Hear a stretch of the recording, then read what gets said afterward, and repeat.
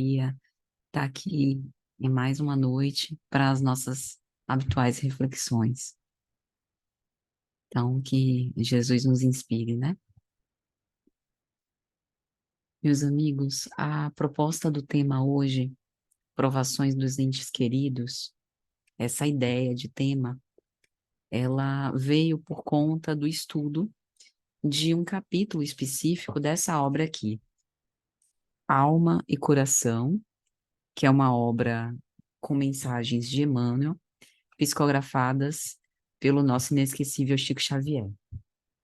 E aí no capítulo 14, Provações dos Entes Queridos, Emmanuel vai fazer a gente refletir que além das nossas cruzes, durante a nossa vilegiatura carnal, durante a nossa experiência no mundo de provas e expiações, a gente vai precisar lidar com um outro tipo de sofrimento, que é o sofrimento de ver quem a gente ama sofrendo.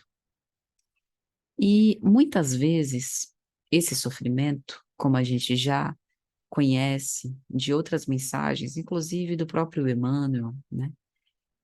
A gente consegue, pela fé cristã, interpretar o sofrimento não como um castigo, não como uma punição, não como uma necessidade de dar àquele que pecou o corretivo. Mas a gente aprende que o sofrimento, ele é uma consequência quase sempre da dor. E essa dor, muitas vezes, foi causada pela nossa ignorância, pela nossa incúria, pela nossa negligência, pela nossa omissão, pela nossa despreocupação. E como Deus é Pai de infinita bondade e misericórdia, Ele entende que o que a gente precisa é de uma oportunidade para que a gente possa reavaliar o nosso comportamento, as nossas tendências, os nossos pendores e experimentar e esboçar ações diferentes. Então, a dor para o cristão, como erroneamente muitos que leem de uma forma apressada o Evangelho, né? Erroneamente, equivocadamente acham que a mensagem do Evangelho é uma mensagem masoquista de gostar de sofrer, e não é nada disso. Nós que somos cristãos, nós entendemos que a dor é mestra, a dor ensina. Tem uma frase de Ananias, na obra Paulo e Estevão, pelo Espírito Emmanuel, que ele vai falar para Saulo de Tarso, né? A gente deve se lembrar da história, que Saulo de Tarso, ou então doutor da lei, foi a Damasco para matar Ananias, porque Ananias tinha evangelizado Abigail, que era sua noiva, que acabou falecendo muito jovem. E, temporariamente cego, Saulo de Tarso foi curado pelo próprio Ananias, por aquele a quem ele queria matar. E numa das frases, depois que Saulo se arrepende desse ato e se converte ao cristianismo, numa das frases de imensa sabedoria, Ananias vai dizer assim para Saulo: só a dor nos ensina a ser mais humanos. No sentido de que a dor nos enseja despertar para a vida de um modo diferente. E eu, modestamente, me arriscaria a dizer que a dor dos nossos entes queridos é, tipo assim, o degrau a mais desse exercício de humanidade. Porque quem é pai, quem é mãe, quem tem um amor, quem quer que seja, sabe o quanto que é lancinante, né? O quanto que é aflitivo você vê aquele que você gosta em sofrimento e muitas vezes não poder fazer nada. Só orar para que o consolo chegue, a ajuda chegue, o socorro alcance. Então, essa mensagem nos faz refletir sobre isso e sobre o posicionamento cristão nesses casos. Então, eu vou trazendo alguns parágrafos e comentando com vocês. Emmanuel inicia dizendo: Nós não temos pela frente tão só as nossas dificuldades, mas temos igualmente as dificuldades das pessoas queridas, pelas quais muitas vezes sofremos muito mais do que por nós próprios. É comum nós nos estimularmos a fazer grandes sacrifícios em prol do outro, né?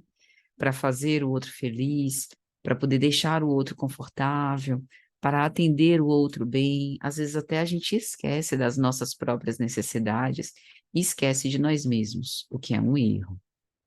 A gente acha que isso é a demonstração maior de amor, mas a gente se esquece que desde antes de Jesus, no Antigo Testamento, amar ao próximo como a si mesmo.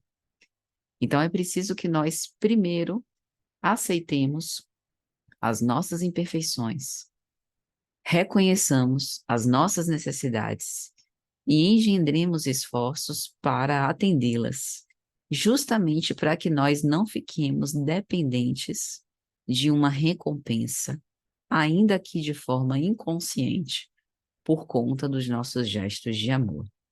Porque normalmente é isso que acontece. Eu sei que isso não é fácil de ouvir, eu me incluo, então a gente está junto nessa reflexão, mas geralmente o que acontece é que nós buscamos o que a psicanálise chama de gratificações substitutivas, muitas vezes quando nós nos doamos demais.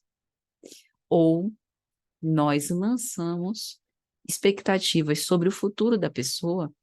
Pense, por exemplo, num pai e numa mãe devotados, que eles não necessariamente querem que o filho, depois de crescido, os sustente ou os recompense financeiramente por cada noite mal dormida, por cada real investido na escola, né?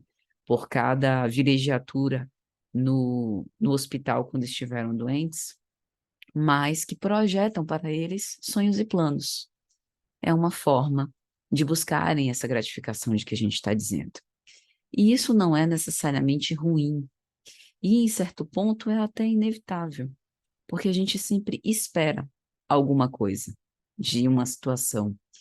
Mas o que Emmanuel está dizendo é que a gente precisa dar a essa experiência de acompanhar a aprovação dos nossos entes queridos tanta ou mais importância, ter tanto ou mais cuidado do que a responsabilidade para com as nossas próprias provações, porque é uma experiência muito difícil.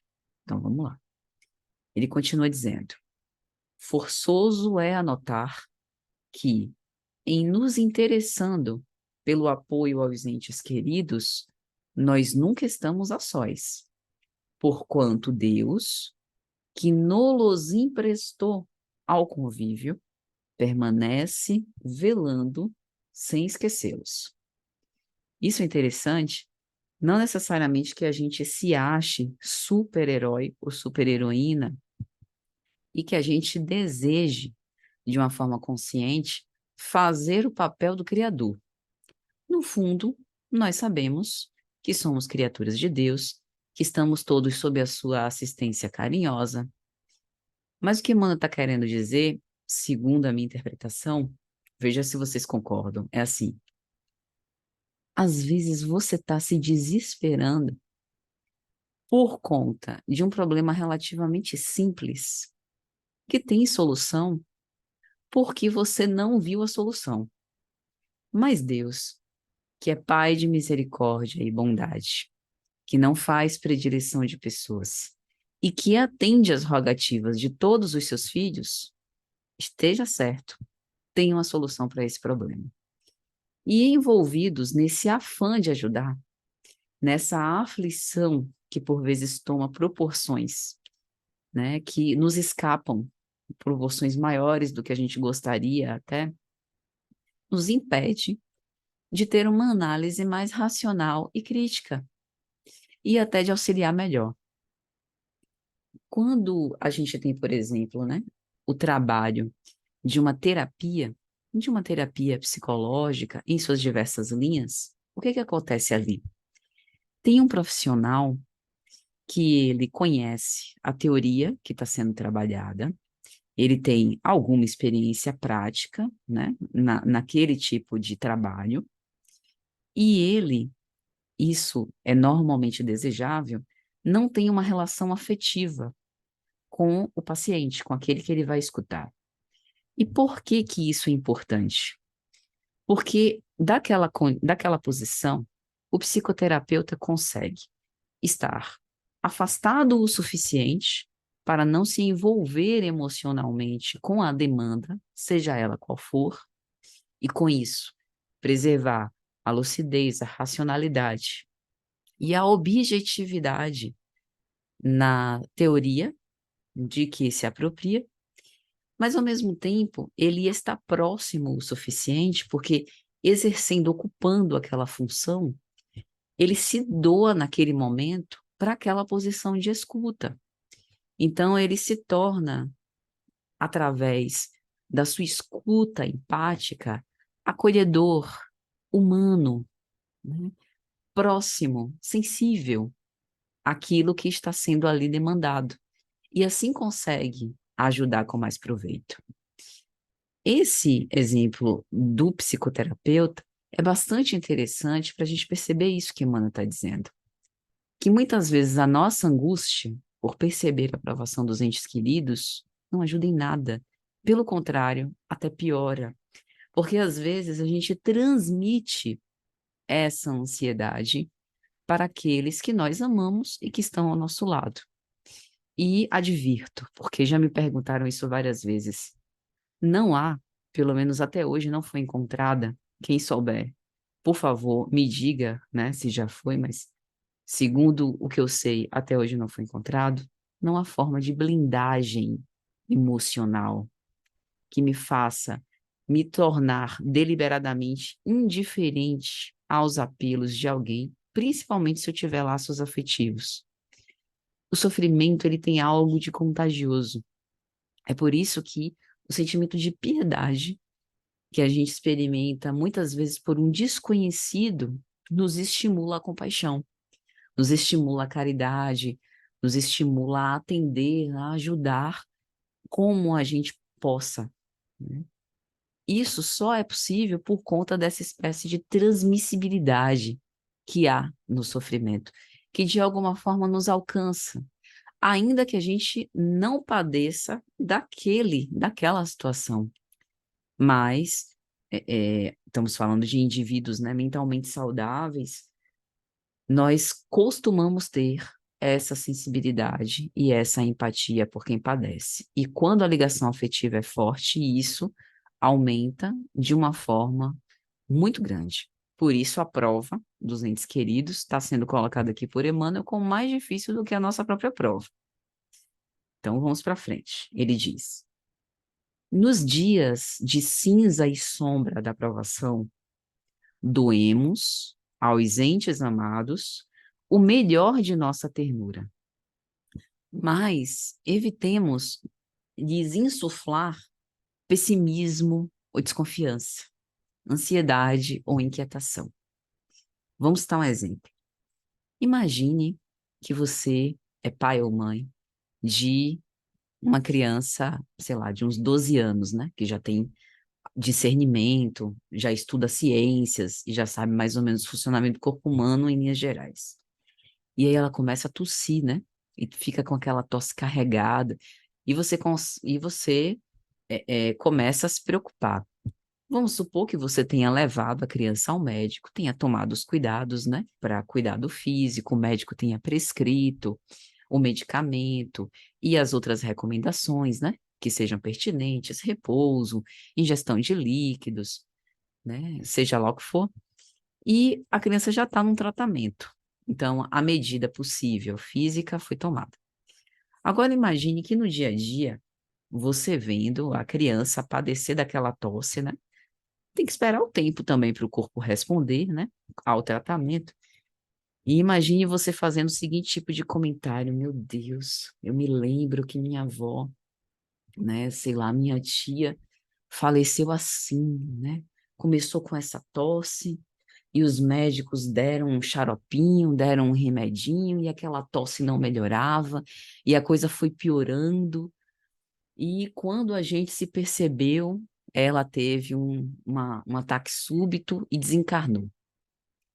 Esse tipo de comentário é um comentário que é próprio de uma pessoa preocupada, de uma pessoa aflita, que fez uma associação ali pelo pensamento daquele caso com outro caso conhecido, que às vezes lhe gerou esse sofrimento.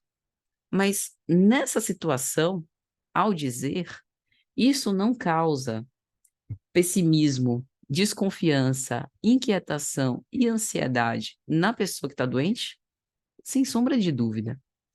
Então, às vezes não é nem o comentário, às vezes é o comportamento, a linguagem, né, a expressão facial, a linguagem, digamos assim, dos trejeitos, né, de andar rapidamente dentro de casa, de ficar suspirando toda hora, né, de ficar naquela inquietude que acaba perturbando o clima psíquico de recuperação necessário. Estou dando um exemplo aqui, né? Um exemplo assim simples que me ocorreu agora da tosse. Mas por que que eu estou falando disso?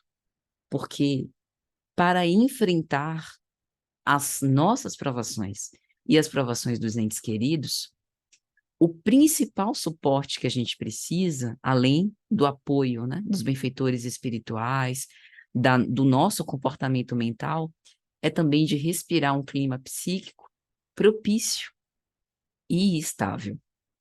Então, às vezes, não precisa nem falar nada, basta pensar. Então, por que que Emmanuel está falando que nesses dias de cinza e de sombra da provação, a gente doe o melhor de nossa ternura? Porque isso é perfeitamente possível. Veja bem, nós estamos falando de provações de entes queridos. Se os entes são queridos, é fato que nós os amamos. E demonstramos esse amor através das diversas formas de gestos de carinho e afeição. Então, Emmanuel está dizendo isso. Preocupe-se, dentro de tudo que você pode fazer, em doar o melhor que você tem, que é o amor, a compreensão, o cuidado, a atenção, mas que isso não se torne excessivo a ponto de não se resvalar em pessimismo, ansiedade e inquietação. Entende? Emmanuel está colocando aqui algo perfeitamente possível e ao alcance das nossas mãos.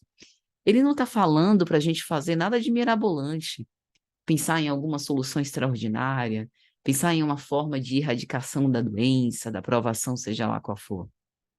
Ele só está dizendo: você não ama? Então, nesses momentos difíceis, ame mais. Essa é a melhor forma de ajudar. Parece simples, né? E é. Mas muitas vezes a gente se esquece da eficácia do simples, porque a gente se deixa levar por essa aflição e se perde daquilo que está acontecendo ali. Então sigamos, ele diz: se os nossos entes queridos nos pedem conselhos, não descambemos para sugestões pessoais, e sim ajudemo-los a buscar a inspiração divina através da prece, porque Deus, que lhe conhece as necessidades, lhes traçará roteiro seguro ao comportamento. Olha que interessante. Estimular aqueles que são os nossos entes queridos em provações a se conectarem com Deus. Qual a importância disso? Total. Nós aprendemos com o Espiritismo que a doença do corpo, ou até as doenças mentais, elas são reflexos, de alguma forma, da mente. Seja algo agudo, seja crônico, seja algo, né, expiatório de outras existências. E quando a nossa mente está sintonizada com a espiritualidade superior, com a paz, com o bem, nós fazemos algo muito importante, que é criar em nós um ambiente propício ao desenvolvimento da saúde, ao desenvolvimento do discernimento, permeável, portanto, às boas influências, às boas intuições, justamente para que a gente possa resolver as nossas demandas e enfrentar as nossas provações com mais coragem, com mais alegria. Não é isso que o Evangelho segundo o Espiritismo nos ensina no capítulo que está feito, voltado para as preces. Quando a gente lê ali em O Evangelho segundo o Espiritismo, que a prece, o auxílio advindo da prece, vem através da restauração do bom ânimo, da restauração da coragem, da perseverança para continuar a caminhar, para enfrentar as provas, né, com mais robustez.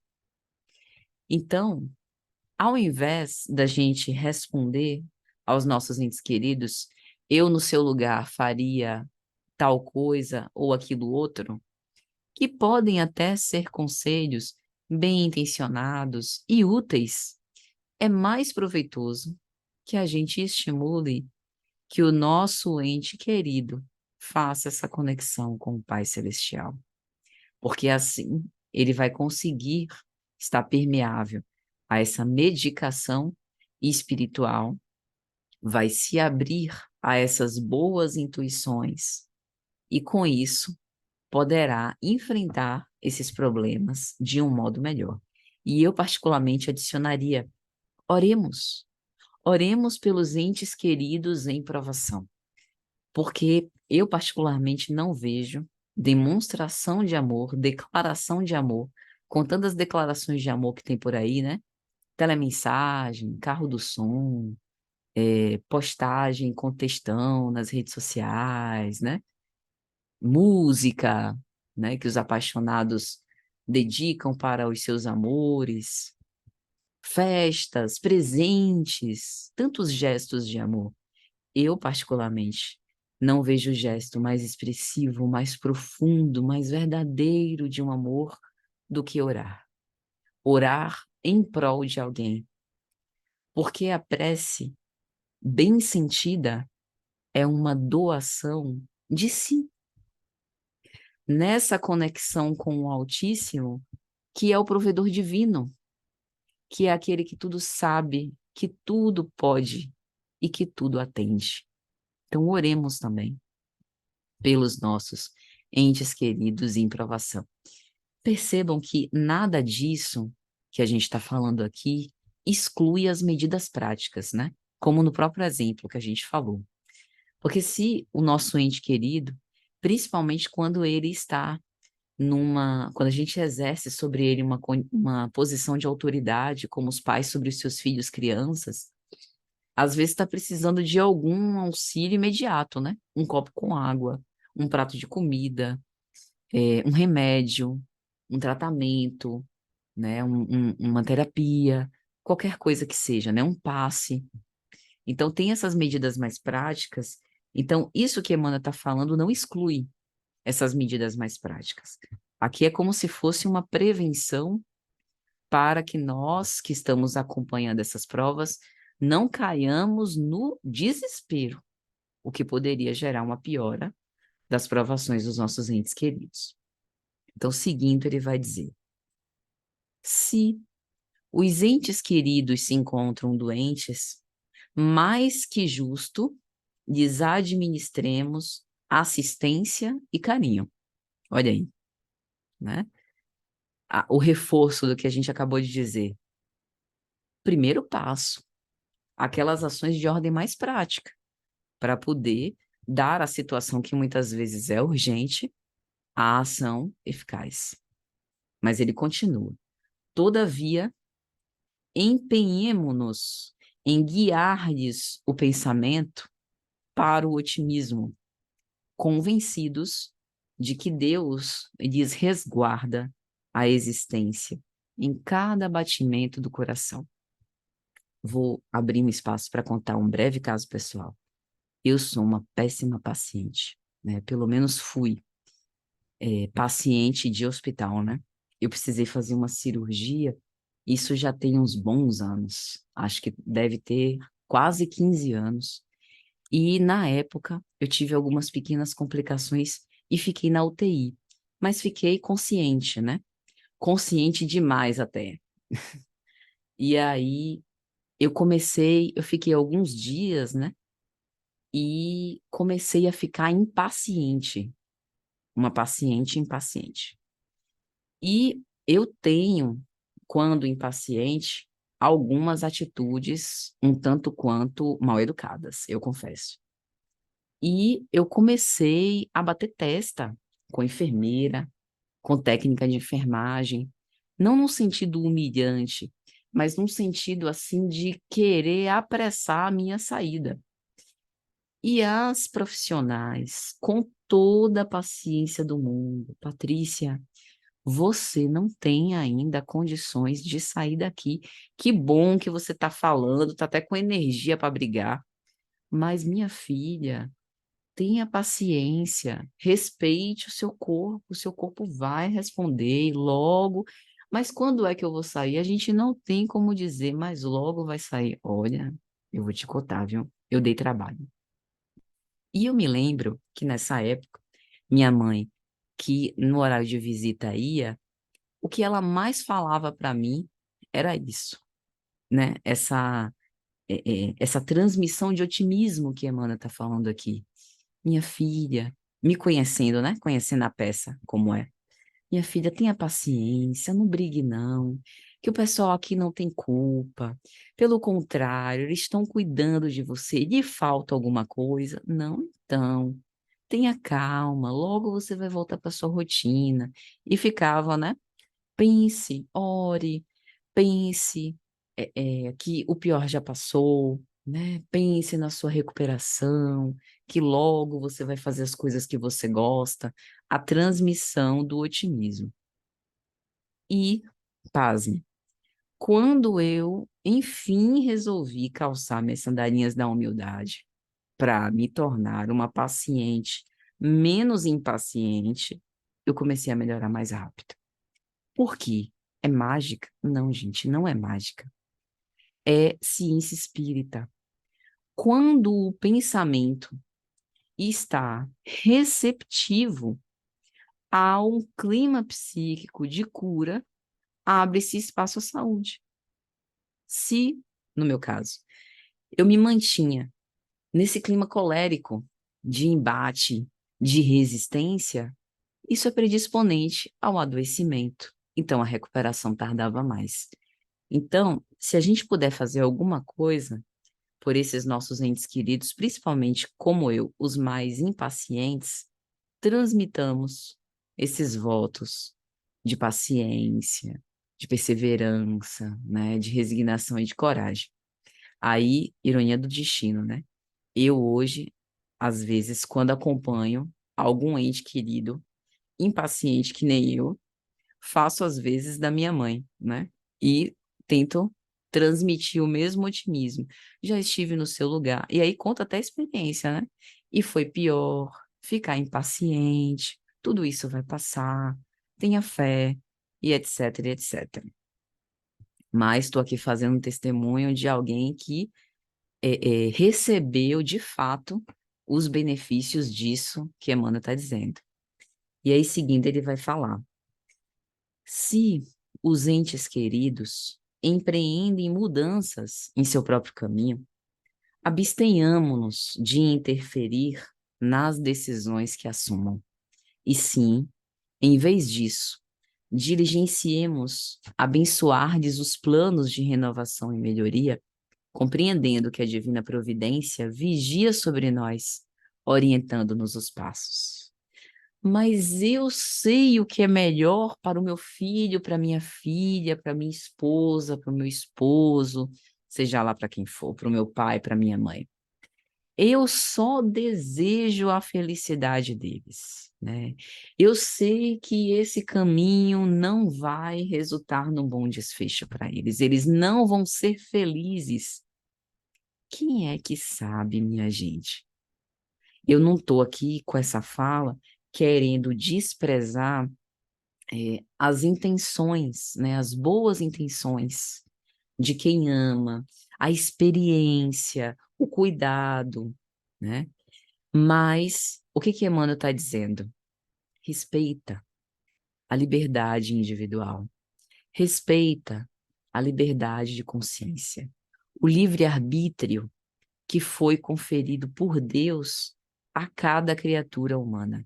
Por mais que você ame, que você goste, né, que você ache bacana, que você já tenha passado por aquela situação, nas mesmas condições que fulano, fulana está passando, com fulano e com fulana, pode ser completamente diferente.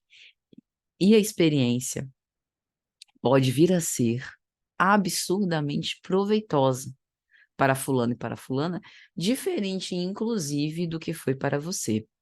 Isso não significa que convocados, né, a manifestar a nossa opinião, a um conselho, a um direcionamento, a gente se esquive de falar, a gente se omita, né? Falemos, doemos o nosso melhor. Mas é como a Emmanuel está falando, nos resguardemos para não interferir nas mudanças que, porventura, eles planejam. Ah, Patrícia, mas meu filho é um adolescente de 15 anos. Aí não, né? Porque a gente vê em O Livro dos Espíritos que a maternidade e a paternidade é uma missão. E até que eles estejam, os filhos, com o discernimento, com a autonomia para deliberar sobre as próprias decisões, os pais e mães têm a missão de guiá-los, né? De conduzi-los pelo bom caminho. Mas depois de emancipados, eles têm o direito de exercer esse livre-arbítrio, vão se responsabilizar pelas consequências daquilo que fizerem, e como Emmanuel está dizendo, a divina providência não deixa ninguém desamparado. Seguindo, ele vai dizer: se os entes queridos resvalam em duras provas, trabalhemos por aliviá-los e libertá-los, que isso é dever nosso, mas sem torturá-los com a nossa inconformidade e aflição, na certeza de que Deus não está ausente do quinhão de lutas regenerativas ou edificantes que nos cabem a todos em certas faixas de tempo. O Evangelho nos ensina a, mediante uma necessidade, mediante uma aflição, sempre fazer uso de qualquer recurso que esteja à nossa disposição para dar um alívio, um consolo. Isso é caridade. De uma forma absurda, às vezes, no movimento espírita, eu ouço certos absurdos dizendo que a gente não deve interferir para ajudar na aprovação das pessoas, porque é a aprovação delas e não nos cabe interferir para auxiliar. Isso é um absurdo, isso é uma distorção. Não é isso que o Evangelho está dizendo. Cada um de nós temos que enfrentar as nossas provações, sim, evidentemente. Mas Jesus sempre nos ensinou para que a gente buscasse aliviar dentro daquilo que estiver à nossa disposição, ao nosso alcance, os fardos daqueles que ombreiam conosco. Eu não sei se vocês se lembram de um trecho do Evangelho da mulher cananeia.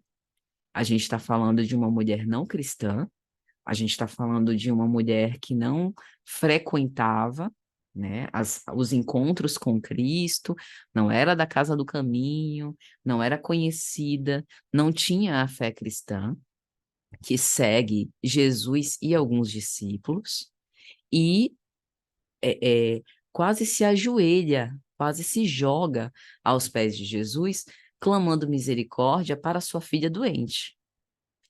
E Jesus, de uma forma bastante sábia, nesse momento se cala para que ele pudesse transmitir esse aprendizado de uma forma mais viva aos seus discípulos. Os discípulos, ao invés de atenderem ao chamado de misericórdia e compaixão, sabe o que é que eles dizem? Senhor, despede-a. Ela está perturbando a viagem. Não vê que ela está nessa insistência chata. Ela está incomodando, né? Como diz aqui em Salvador, manda ela catar coquinho, né? E Jesus ouve aquilo, mas, particularmente na interpretação minha, fazendo o silêncio propício para que os discípulos refletissem e dando aos discípulos uma segunda chance, Jesus tem uma fala super enigmática, né? Não é lícito atender aos cachorrinhos e tirar da boca dos filhos. E é a mulher quem responde, dizendo que até os cachorrinhos precisam ser atendidos. Jesus faz uma fala que parece bastante preconceituosa, mas na verdade ele repete o preconceito farisaico que fazia distinção entre aqueles que tinham procedência de Israel e os povos que eram de outras regiões, né? E a mulher, ao dizer que a todos era lícito ajudar, inclusive os cachorrinhos que se alimentam das migalhas, né, do seu dono, Jesus vira para ela e diz: é essa fé que eu procuro. Ou seja, ele mostra que a proposta do evangelho é ir a todos os povos sem distinção de crenças. É essa mensagem de misericórdia e de compaixão indistinta. Então, penso particularmente que isso de aliviar, né, é algo que nenhum de nós deve nos excusar em situação alguma, caso tenhamos condição de fazê-lo, principalmente aos nossos entes queridos. E finalizando, ele diz: auxiliemos então os nossos entes queridos a serem autênticos, como são e como devem ser perante a vida. Indiscutivelmente, tanto quanto irrompem problemas em nossa estrada, inúmeros outros problemas aparecem no campo de ação daqueles que mais amamos. No entanto, a fim de ampará-los com eficiência e segurança, atuemos em favor deles, em bases de equilíbrio e de amor, reconhecendo que não estamos sozinhos na empresa socorrista, de vez que, muito antes de nós, Deus estava e continua a estar no caso de cada um. Ou seja, Deus não desampara ninguém. E mais importante, as provações dos nossos entes queridos, tanto quanto as nossas provações, são absolutamente necessárias. Às vezes eu vejo pessoas muito bem intencionadas dizendo: se eu pudesse, eu tiraria todos os espinhos da estrada dos meus filhos, para que eles não sofressem nada. E como aprenderiam? Não é que o sofrimento é necessário ao aprendizado, mas como a gente disse no início, a dor ensina. E as provações dos nossos entes queridos são as tentações que estão lá previstas no Pai Nosso. Lembram do finalzinho do Pai Nosso? Não nos deixeis cair nas tentações. Nem Jesus rogou que Deus nos livrasse das nossas tentações. Ele pede, ele nos ensina, através da prece do Pai Nosso, a pedir a Deus força, robustez, coragem, para que a gente não sucumba. Na nossa relação com os nossos entes queridos, é a mesma coisa. Que nós aprendamos a pedir coragem, a pedir força, a pedir resignação, a fim de que eles continuem fortalecidos enfrentando as suas provas, porque essas provas justamente são necessárias para esses processos de amadurecimento e de evolução espiritual. Ou a gente não quer? Algum de nós deseja que os nossos entes queridos não evoluam, não se aprimorem? Se a gente ama de verdade, é o que a gente mais deseja. Deseja não apenas o bem-estar, a felicidade, a saúde, a vida longa, as alegrias, mas principalmente que eles se tornem cada vez mais luminosos. Como sem as provas? Como sem os testes? Então, meus amigos, espero que tenha sido de alguma sorte útil. Para mim, essa mensagem me tocou bastante, me fez refletir muito. Era um aspecto que eu, sinceramente, não tinha parado para pensar dessa forma como Emmanuel nos traz, e espero que tenha sido também proveitoso para vocês. Gostaria de agradecer pela atenção.